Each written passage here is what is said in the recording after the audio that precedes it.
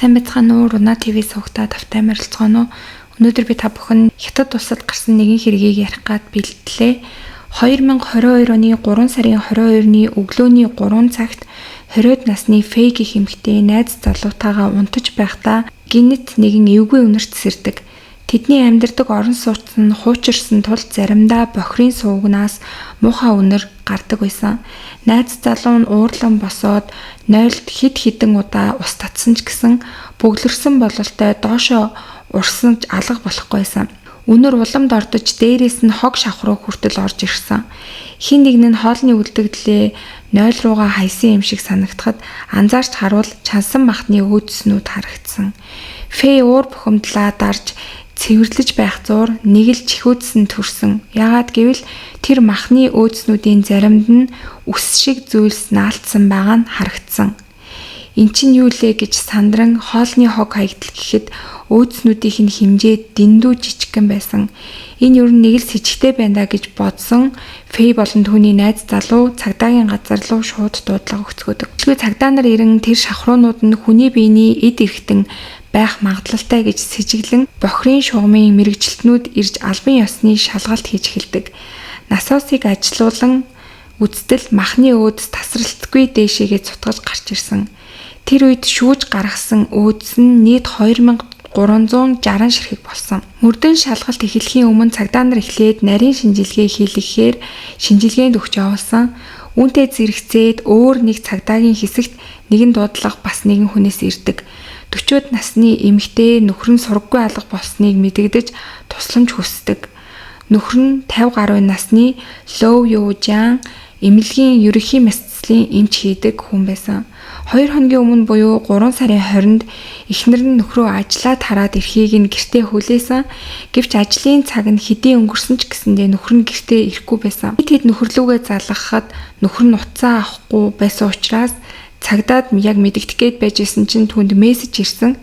Тэгээ мессежн дээр болохоор нөхөр нь би өөр муж руу яаралтай хагалгаанд дуудагцсан 2 өдөр гэртээ харихгүй байхаа гэж бичсэн байсан. Гэвч эхнэр нь бол энэ мессежийг уншаад нэлээд сэжиглсэн. Учир нь нөхөр нь ийм хүн биш 20 гаруй жил хамт амьдарсан мөн эмч хийсэн хэрнээ томилолтын хагалгаад ерөөсөө явж байгаасаа удаа байхгүй мөн яаралтай хагалгаанаас ч дургуутдаг зайлс хийдэг тийм хүн байсан. Эцэст нь эхнэр нь эмнэлэг рүү уцтаж шалгахад эмнэлэг дээр тийм төлөвлөгөө огт байхгүй нь тогтоогдсон. Үүнээс гадна тэр өдөр нөхөр нь ажилдаа ирээгүй гэдгийг эмнэлгийнх нь мөн эхнэрт нь хэлсэн. Ингээд эхнэр нь аюултай зүйл болсон байж магадгүй юм байна гэж үзээд цагдаад нөхрийгөө сургаггүй алга болсон гэж дуудлага өгсөн байсан. Нөхрийнх нь ажилдаг эмнэлэг нь бохирын асуудал гарсан тэр орон сууцнаас дөнгөж 100 метрийн зайд маш ойрхон байрладаг байсан. Хоёр хэрэг хоёулаа цагдаагийн газарт ирмэгц тэд хоорондоо холбоотой юм болов уу гэсэн сэжиг төрөөд шалгаж үзээд байж байтал бохир уснаас гарсан өөдөс болоод сургаггүй болсон Лоу Юужаны ДНХ-ийн шалгалтын явцад бол яг 100% таарсан байгаа. Тэгэхээр хохирогч нь бол Лоу Юужан болж таарсан. Ингээд яаралтай мөрдөн шалгалт эхэлж цагдаа нар CCTV-гээр Лоу Юужаны сүүлчийн мөрийг мөшгөж эхэлсэн. 3 сарын 20-ны оройны 10 цагт тэр асуудал болсон орон сууц руу Лоу Юужан орж яваан тогтоогдсон. Тэр нь тэнд амьдардаг 25 настай Лоу Пимпиний байранд орсон гэдэг нь мөн тогтоогдсон. Тэр бүсгүйгийн хувьд болохоор мөн тэр эмнэлгийн сувилагчаар ажилладаг эмэгтэй байсан. Лоу Юужаныг орой тэр байр руу орсны маргааш өглөөний 8 цагт Лоу Пимпин буюу нөгөө сувилагч бүсгүй ганцаараа байрнаас гараад ажил руугаа явж байгаа нь камерт тод бичигдсэн байсан. Харин үүнээс хойш Лоу Юужан тэр байрнаас гарсан бичлэг ерөөсөө олдоогүй. Нэмж халахад Лоу Юужаны данслаас Лоу Пимпиний данс руу 98,000 йон яг тухайн үед шилжсэн гэдэг нь мөн илэрсэн. Ингээд сүүлчийн мөр хохирогчтой холбоотой с ิจ гтэй шилжүүлэг 3 зүйл яг таарч байсан учраас 3 сарын 23-нд цагдаа нар Лоу Пимпинид очиж аллагын с ิจ гтнэр баривчлаад байрыг нь нэгжиж эхэлсэн. Гэрт нь ороход шууд л цайруулагчийн хурц үнэр үнэртэж байсан. Үгээр зогсохгүй ширээн дээр Лоу Юужаны гар утас машины түлхүүр нь ил 50-тай байжсэн. Цааш нь шалгахад сав суулганд чансан хүний мах илэрсэн, мөн орны доороос ууттай зүйл илэрсэн. Тэгээд тэрийг нээгээд үздэл хүний яс болох нь илэрсэн. Ингээд байдлыг бол товч дүгнэхэд хохирогчийг хөнөөгөөд яс махыг нь салгаж, махыг нь жижиглээд, чанаж, жижиг болгосон хэсгээ нойлын бохирлуу урсгасан. Ясыг нь орныхоо доор нууж байсан гэдэг нь ил болсон. Шалгалтын туршид бол Лу Пинпин ерөөсөө ам нээхгүй байсан. Цагдаа нар хүчээр тулгаж, түүнийг ятгаж янз бүрээр үдсэн боловч Лу Пинпин ерөөсөө дуурахгүйсэн. Лу Пинпиний аж амьдрал бол нэлээд ядуу зүдүү, хөдөөний айлаас гаралтай, доороо 2 дүүтэй, эцэг нь 3 хүүхдээ тэжээх гэж тасралтгүй ажилдагч, амьдрал нь үргэлж давчуу. Ээж нь хүнд өвчтөй учраас эмчилгээний зардалд мөнгө маш их ордог. Тийм айлд байсан. Лу Пинпин гэр орны бүх ажлыг нуруундаа үрч, дүүнараа халамжилж, зав зай гарвал гэр орны ажиллаач гэсэн хийдэг байсан. Тэгсэн хэрнээ сурлагадаа маш сайн, дунд сургуульдаа дандаа дээгүүрт жагсдаг, шагнал урамшуулч гэсэн маш их авдаг тийм сурагч байсан. Түүний мөрөөдөл бол багасаа л сайн сургуульд орж гэр бүлдээ туслахыг мөрөөддөг байсан. Гэвч бодит байдал бол амаргүй байсан. Тэдний гэр бүл хит ядуу учраас ахлах сургуульд түүнийг үргэлжлүүлэн сургаж чадаагүй. Хятадд болохоор ахлах ангид заавал биш, санхүүгийн шалтгаанаар бас сургуулиасаа гарах боломжтой байдаг. Аргагүй ирэхэд улсын дэмжлэгтэйгээр мэрэгжлийн сургуульд суралцаж эхэлсэн. Тэгээ мэрэгжлийн сургуульдаа 3 жил эрүүл мэндийн чиглэлээр суралцаад сувилагчийн үнэмлэх аван эмнэлэгт ажилд орсон нь нөгөө эмчийн ажилтг байсан эмнэлэг байсан. Гэвч сувилагчийн амьдрал амаргүй, 3 жил тасралтгүй бүх тасагт ээлжлэн ажилласан ч гэсэн шүн өдөр орой байнга ээлжээ солигдсон, тогтмол цаг гэж байхгүй, ажлын ачаалал маш их хэрнээ, цалин нь бас нэлээд бага байсан. Гэр нь ядуу тул цалингийнхаа ихэнхийг нь гэр бүл рүүгээ явуулаад өөрт нь багахан л мөнгө үлддэг байсан. Тэгээ түүний хувьд болохоор стресс өдөр ирэх тусам нэмэгдэж, ажлынхантайгаа хаяа оройн хоолнд ордог ч гэсэн Лу Пинпин мөнгөгүйгээсээ ихэнхдээ ол явж чаддаггүй байсан. За тэгээ түүний хувьд болохоор ганцаардал, стресс бухимдал нь маш их байх. Яг энэ үед болохоор түүнд туслах нэг хүн гарч ирсэн нь Лю Янжин буюу хохирогч байсан. Түүний хувьд 2019 оны 11 сараас 2020 оны 3 сар хүртэл 4 сарын хооронд түүнд Монгол мөнгөөр бараг 100 сая төгрөгтэй тэнцвүүц мөнгийг зээлсэн байсан. Энэ хүртэл цагдаа нар бол энэ бүх байдлыг нь олж мэдээ. Лу Пинпинд Лю Янжин чиний амьдралын аврагч юм биш үү? Чамд маш их хэмжээний мөнгө зээлдэг байсан юм байна штэ. Ийм хүнийг чи яагаад хэрцгийгээр хүнээсэн юм бэ? Бидэнд мэдхгүй ямар нэгэн шалтгаан байна уу гэж асуусан. Тэгсэн чинь юу ч ярихгүй дуугаа сууж исэн Лу Пинпин аврагч гэдэг үгийг нь сонсоод гинтл маш их уурлаж, царай нь хувиран та нар юу ч мэдэхгүй би тэр новшийг удаан хугацаанд алахыг хүсэж ирсэн гэд уурлаад хамаг ямаа ярьж эхэлсэн. За тэгээ тэр ярахтаа сувилагчаар 2 дахь жилдээ ажиллаж байсан 2019 оны 6 сард тэр хамт ажилладаг сувилагч Йентэйгээ нэлээд дотн найзууд болж эхэлсэн. Йен өөртөө яг адилхан цалин авдаг хэрнээсээ мөнгийг ус шиг л зарцуулдаг бүсгүй байсан. Найз залуутаагаа үнэтэй ресторануудаар байнга явж, зочид буудалд болцож, цалингаар авч дийлшгүй тийм брендийн цүнхнүүд хит хитийг худалдаж аваад маш чинэлэг харагддаг байсан. Тэгээ үүнийг нь харсан Лу Пинпин түүнээс мөнгө хаанаас олдог юм бэ гэд нилээ их асуусны эцэст нөгөө найз нь түүнд онлайн мөрөөдөө тоглоом болох Lucky Airship гэдэг тоглоомыг тоглодог гэдгээ хэлдэг. Тэгээ үүнийг нь сонссон Лу Пинпин болохоор тоглоомноос мөнгө олж болдог юм бах та гэсэн сониуч зангаар тэр тоглоомыг тоглож үзэхээр шийддэг. Тэгээ эхний үедээ бол маш их мөнгө хоцсон. Тэгээ энэ хоцсон мөнгө нь бүр түүний сарын цалингаас ч их мөнгө байсан. Тэр өдрөөс хойш бол Лу Пинпин зав зайл гарах юм бол нөгөө тоглоомоо тоглодог болж бараг өдрийн турш нүдэнд нь мөрөөдөө тоглоом л бодогддог болж эхэлсэн. Тэгээ эхэндээ бол мэдээж маш их мөнгө хоцсон боловч дараагийн удаанаас бол мөнгө хожиж чадахгүй байнга алдаж эхэлсэн. Тэгээ түүний алдаж байгаа мөнгөний хэмжээ бол бүр улам өсөж эхлэн тэр бүр нэг дор хэдэн саяар нь тавьдаг болж эхэлсэн. Тэгээ мөрөөдөө тоглоомныхоо мөнгийг олохын тулд хоол унд жидгээ болж бүх мөнгөөрөө мөрийг тавин нэг л удаа том хожчих юм бол энэ бүх зүйл дуусна, миний амьдрал сайхан болно гэж өөрийгөө тайтгаруулан мөнгө олохын тулд гэртээ байсан цахилгаан хэрэгсэл, хувцас сунар, хуучин бараа гэд бараг бүхэл зүйлээ сайтууд руу зарж эхэлсэн.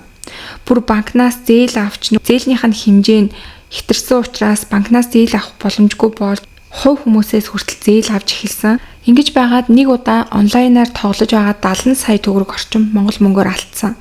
Тэгээ энэ мөнгийг алдсныхаа дараа тэр үнэхээр чочирдолд орж одоо үнэхээр болио дахиж мөрөөдөө тоглоом тоглохгүй гэж шийдээд өөрийнхөө нөгөө тоглоом тоглодог ухаалаг утсаа товчлууртай утсаар солиод ажилдаа төвлөрөхөөр шийдсэн боловч буцаад л нөгөө тоглоомоо бодож эхэлсэн.